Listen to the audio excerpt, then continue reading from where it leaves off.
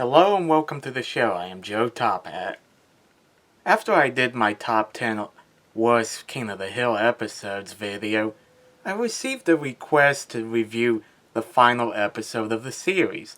So here it is. Lucky's wedding suit was a good way to end the show. While not perfect, it was nice to see Luann and Lucky get married and lived happily ever after. My favorite part was seeing different characters from previous episodes at the wedding. From a realistic standpoint, it makes no sense for some of these people to be here since Luann never interacted with them. I understand Jerichiro attending the wedding since he is Hank's half-brother.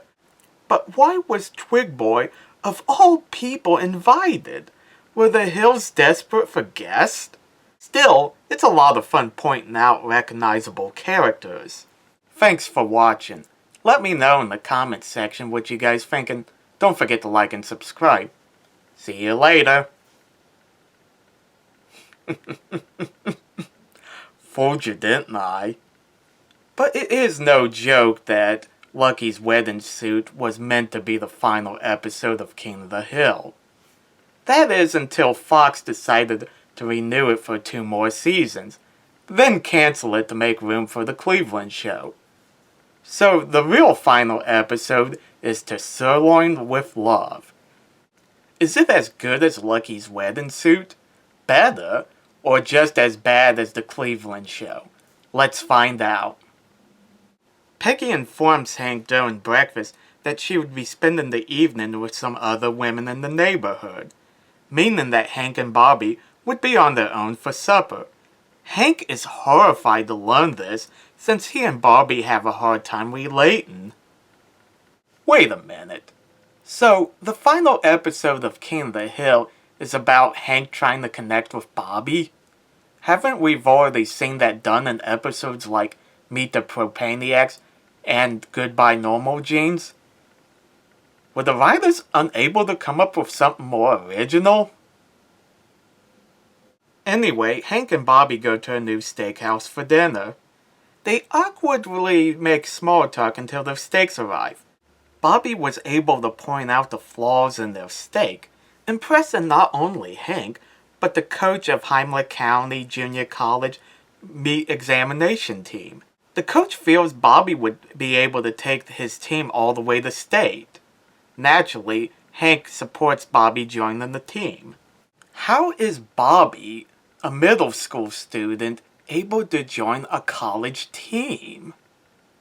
I know in the episode Portrait of the Artist as a Young Clown, Bobby was able to take a clown class since the college took anyone regardless of age.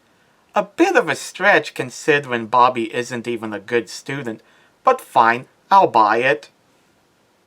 But Bobby is clearly no longer attending the class, so he shouldn't even be allowed to join this team. Bobby and his team do very well during the regional competition, until they got to finals, where he makes a mistake that causes his team to place 4th. This leads to one of my favorite parts in the episode. Bobby feels like an idiot for making such a mistake. Hank tells him that it's okay to make a mistake. Everyone does. The team only needed to place 4th to get to state, and it did. You gotta love Hank for being able to look at the big picture. Unfortunately, the team doesn't feel the same way as Hank. They lost all confidence in him, even though he was the reason why they got as far as they did. Even the coach said that he'd replace Bobby if they had more time. What is it about Bobby that makes whatever team he happens to be on turn against him when he makes a mistake?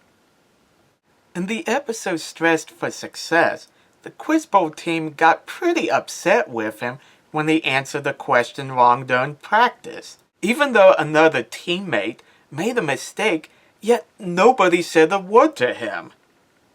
Do people just expect Bobby to be perfect? At least the Quiz Bowl team wasn't as crazy as these guys. They would do anything to win. Even throw red pepper in their opponent's eyes the night before state. Bobby decides to quit the team, and of course Hank is upset.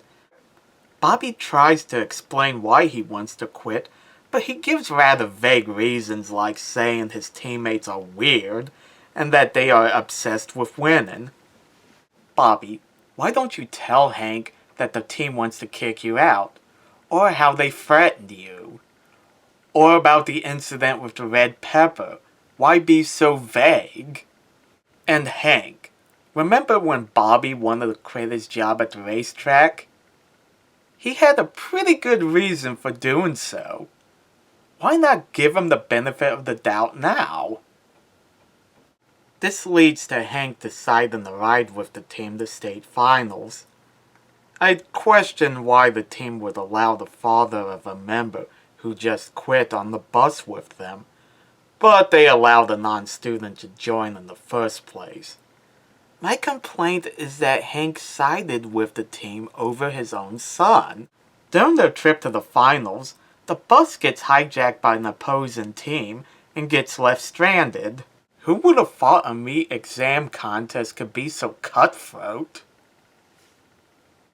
Back at home, Joe, Jack, and Enrique deliver a mini grill Hank got for Bobby as a surprise present for after the finals.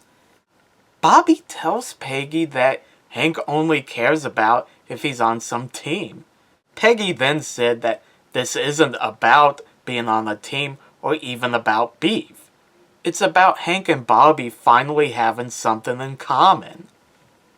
If that's the case, then why did Hank side with the team over Bobby? If all Hank wanted was to have something in common with his son, couldn't he just enjoy grilling with Bobby regardless of the team? Anyway, Bobby is inspired to go to state finals. He has to represent Heimlich County Junior College alone, since the others are stranded. If this is supposed to be a team contest, then why is Bobby allowed to compete alone? Especially since he isn't even a student of Heimlich County Junior College. Hank and the team are rescued by Bill, Dale, and Boomhauer. It is during their ride where Hank finds out how insane Bobby's teammates are. They don't even care about meat, and one of them's a vegetarian. Why would a vegetarian... Never mind. The team arrive and they send Bobby to the sideline because they think he'll screw things up. What a bunch of ingrates. They assume that the piece of beef is flawless, but Bobby spots a flaw and they win the contest. The episode ends where the neighbors come to eat the food Hank and Bobby are grilling. To Sirloin with Love is okay as a regular episode, but it isn't a very good way to end the show. We've seen plenty of episodes throughout King of the Hill where Hank and Bobby find a way to connect. Meet the Propaniacs being a good example. I don't think we needed another one. Some of the plot points don't make any sense, like Bobby being allowed to join a college team when he's not a student, Hank siding with the team over Bobby, and even how quickly Bobby's teammates turn against him. They're friendly with him when they first meet, but when he makes a mistake, they never let him forget it. One of them even threatened his life. Good God, man! He's 13 years old! Lucky's wedding suit was a much better final episode since it dealt with a life-changing moment, and I love seeing the various side characters at the wedding. To Sirloin with Love, however, isn't without merit. It makes sense for Bobby to be into meat since he does love to cook. I love the flashback of Hank teaching Bobby about beef when he was just a baby. It's one of the sweetest moments in the show. It was also nice to hear Con tell Connie to take a break from homework. Seeing Dale cure Nancy's headache, Luann and Lucky playing with Gracie, and to find out that Boomhauer is a Texas Ranger. The revival could do so many episodes with that. The best part of the episode is seeing Hank and Bobby grilling together as the neighbors show up. It's worth sitting through the episode just to watch it. Whether you prefer Lucky's wedding suit or to Sirloin with Love as the final episode, let's all agree on two things. It's great that King of the Hill is coming back, and Baby Bobby is adorable. Thanks for watching. Let me know in the comments section what you guys think, and don't forget to like and subscribe. See you later.